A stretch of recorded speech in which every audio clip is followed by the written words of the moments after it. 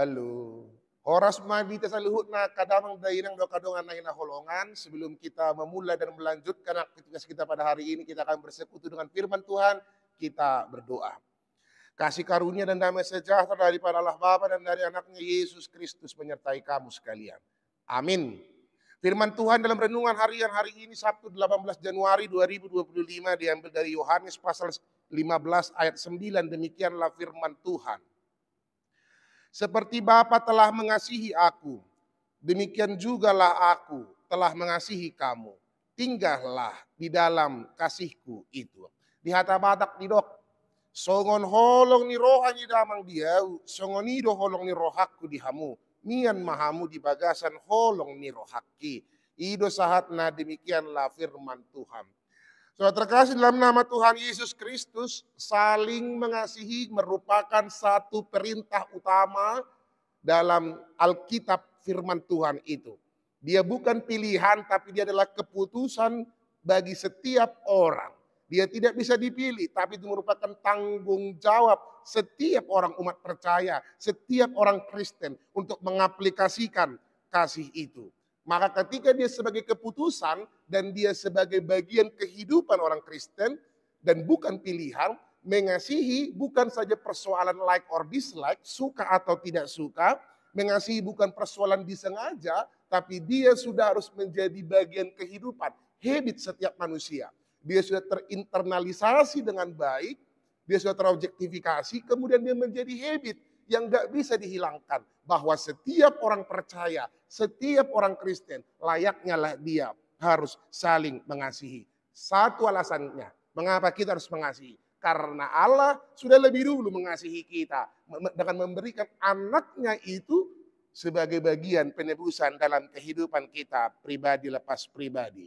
Saudara terkasih dalam nama Tuhan Yesus Kristus. Mungkin kita akan bertanya, kalau Yesus yang diberikan Allah itu anaknya, memberikan nyawanya sebagai bukti kasihnya. So, bagaimana kita dapat mengaplikasikan itu? Bagaimana kita mampu untuk memberikan nyawa? Ini bukan hanya persoalan memberikan nyawa seutuhnya secara fisik, tapi bagaimana memberikan diri kita penuh, hibul, laho makaholongi dongan, jolma nang makaholongi debata. Saudara terkasih dalam nama Tuhan Yesus Kristus. Poin utama di dalam renungan harian hari ini adalah Allah yang sudah mengasihi kita, kita berupaya untuk mengasihi sesama kita dan juga mengasihi Allah. Itulah mengapa salib itu selalu disimbolkan dengan hubungan antara manusia dengan Allah dan manusia dengan sesamanya manusia.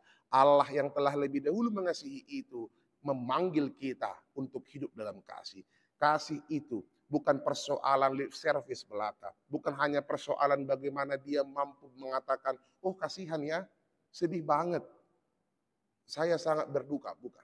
Tapi kasih adalah ketika itu menjadi kehidupan kita. Kita tidak lagi hidup dalam dendam, kebencian, merasa lebih hebat, merasa lebih pintar, bukan. Tapi mengasihi adalah bagaimana kesatuan komunitas, bagaimana kehidupan yang baik di antara sesama, bagaimana keluarga menjadi keluarga yang saling menyayangi, bagaimana setiap jemaat dan para haladu itu bersatu hati untuk saling mengasihi, saling mencintai dalam cinta kasih Kristus. Itulah simbol untuk saling mengasihi. Maka melalui renungan harian hari ini, marilah teruslah berdoa untuk menjadi pembawa kasih. Teruslah berdoa untuk dikuatkan, menebar cinta kasih Allah dalam kehidupan ini. Teruslah berdoa dan teruslah berharap kita menjadi alat Allah untuk menyebarkan kebaikan. Bahwa kita harus bisa mampu melakukan itu. Sama seperti yang dikatakan Yesus. Nasa nabi nahemu tu sada anggiku na metod natural. Apa yang kau perbuat bagi kawanku yang lemah ini, engkau juga berbuat kepadaku. Itulah kasih. Ketika kita mampu memancarkan kasih itu kepada siapapun, itulah bukti ketika kita mampu untuk benar-benar hidup dalam kasih itu. Selamat bertransformasi.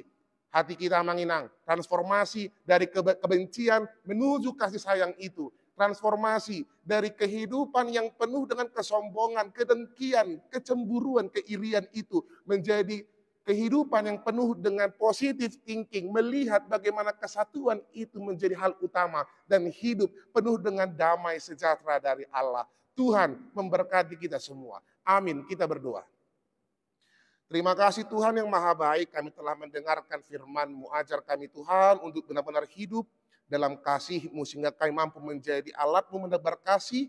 Hati kami penuh dengan kasih dan cinta kasih-Mu Tuhan. Dan tidak hanya berkata, tapi kami benar-benar mampu melakukan itu. Berat, tapi biarlah Engkau menguatkan kami Tuhan, agar cinta kasih-Mu dan kami terus lebih besar melakukan kasih, daripada penuh dengan kebencian, kedengkian, iri hati, dan kesombongan. Jauhkan dari hal-hal yang jahat Tuhan, tapi biarlah kami mampu terus untuk menyuarakan kebaikan, untuk menebar kebaikan, karena cinta kasih-Mu yang lebih dahulu kepada kami. Berkati seluruh jemaat-Mu Tuhan, berkati seluruh perhalamu di mana mereka berada, tangan pengasihan-Mu yang senantiasa menyertai mereka. Yang sakit Engkau sembuhkan, yang berduka Engkau kuatkan Tuhan, yang bergumul Engkau berikan Roh-Mu Tuhan, menguatkan mereka bahwa Engkau tidak pernah meninggalkan mereka. Anak-anak kami, para orang-orang tua yang lanjut usia Tuhan, Engkau berkati Tuhan dalam masa tuanya mereka. Yang studi Engkau juga berkati. Kami serahkan seluruh kehidupan kami dalam tangan pengasihan-Mu Tuhan. Secara khusus, ingatkan kami esok hari untuk bersekutu di gereja-Mu Tuhan. Bersama-sama seluruh orang percaya merayakan cinta kasih-Mu dan menebar cinta kasih-Mu di setiap orang yang kami jumpai dan yang kami doakan. Terima kasih Tuhan yang maha baik. Dalam nama anak-Mu Tuhan, Yesus Kristus, Tuhan kami. Amin. Tuhan memberkati kita semua, Manginang. Jangan lupa esok hari untuk gereja.